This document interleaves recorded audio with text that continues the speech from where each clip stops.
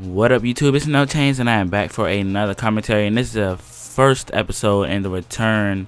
I almost said this is another episode, but actually it's the first episode in the return of Rick Moss.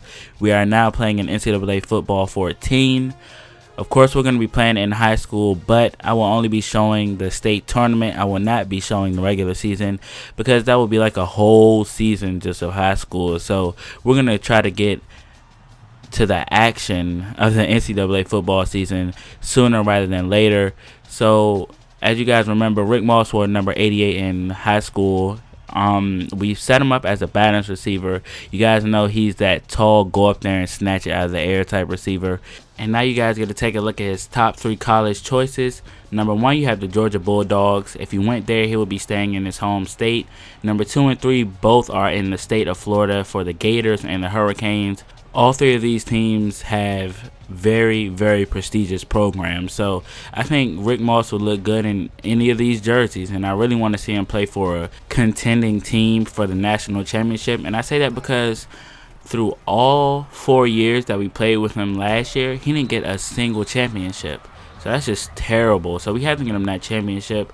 Or we could send him to a school that isn't that good and let the team get better as he gets better, and he could get a championship there. So it's probably going to be up to you guys. And I also want to go where I'm already starting, or I'm going to be starting, because I do not have time for that coach's trust stuff, because that part of Road to Glory is just terrible. Anybody who's played it knows it's the biggest flaw in NCAA for the last 2, maybe 3 years. Coach's trust is just terrible, and there are barely any workarounds for it yet. But this is the last NCAA game, I think, if I'm not mistaken. I think they had too many legal problems with it. As you guys see, early on in this game, I have a problem calling for the ball, thinking my quarterback can fit it in, but he obviously can't. But luckily, our defense is obviously one of the top defenses in the nation that have shut them down throughout the whole first quarter. But we have to get something going. As you guys see, Rick Moss showing his speed on the kick return, getting his team to about the 47-yard line right there. But on 2nd down and 6, they're going to dump it off to another receiver. I believe his name is Saria, and he is a beast, as you guys are going to see in this game.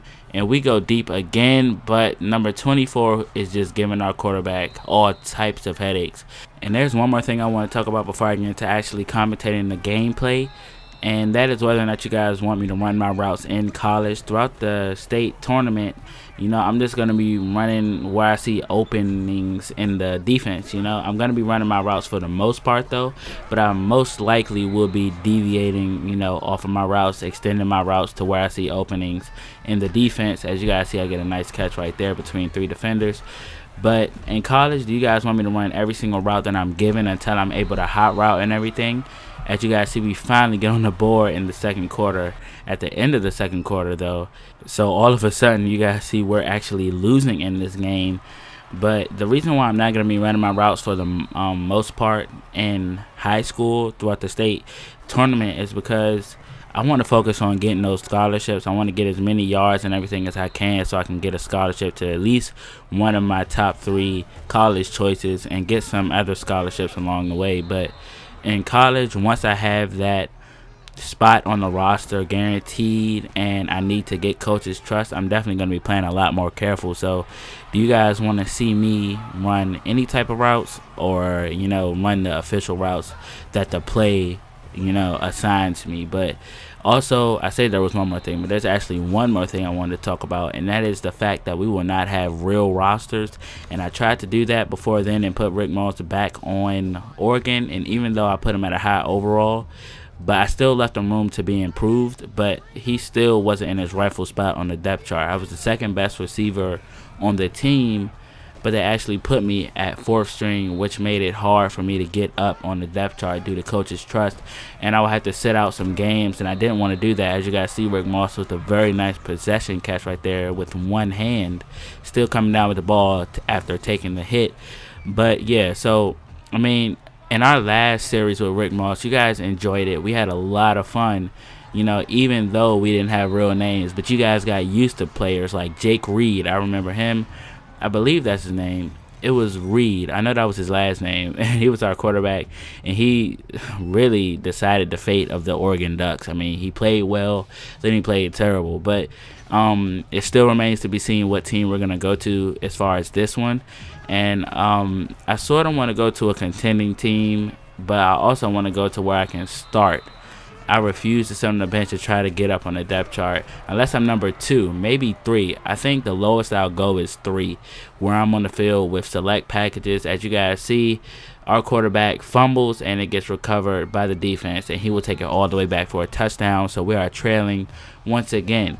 Rick Moss has been playing fairly well this game, but he hasn't really had one of those big performances that we're used to him having. But we do know in situations like these, Rick Moss is clutch. If you guys followed it from Oregon all the way to the Broncos, you guys know there is not a more clutch receiver in the game. As you guys see, he's going to catch a go-ahead touchdown. I don't even know if they use that term in football, but I'm going to use it today. It's a go-ahead touchdown catch as we take the lead 19-15, and then we're going to go for 2 and try to make it an even 6-point lead so that they have to score a touchdown in order to win. Either way, they actually do, but they need that extra point. And he's going to go right to me, but I don't even press triangle. What an embarrassing moment for Rick Moss. The ball hit him right on the hip. As you guys see, our defense, top defense in the nation, apparently gets a stop, and we would just run the ball out from there. So Rick Moss catching the game-winning touchdown. So we advance to the second round of the state tournament here in the postseason of our senior year of high school. And Rick Moss had an excellent day, but as you guys are going to see, for some reason, the scouts only gave him 1 star. And I don't know what's up with that. He's a beast. He's a beast. And I don't understand how you can get 15 receptions, 176 yards, and still not get more than 1 star. But it doesn't matter. We want to win the state championship, and we want to get some scholarships in the process. So that being said, we're going to see what schools are interested in Rick Moss following that electric performance in the first round of the postseason. So we have the Troy Trojans who are interested, the Wake Forest Demon Deacons, and the ECU Pirates, the East Carolina University Pirates. So out of all these teams, I sort of wanted to go to Wake Forest so that I can play in the ACC. But eventually you guys are going to see that I choose the ECU Pirates. But as this commentary is coming to a close, I just want to apologize if this commentary wasn't as good as the other ones. I am totally sick right now. We're getting some really messed up weather here in the DMV. But I hope you guys still enjoyed this commentary and still are excited for this return of Rick Moss. And I'll see you guys in the next one.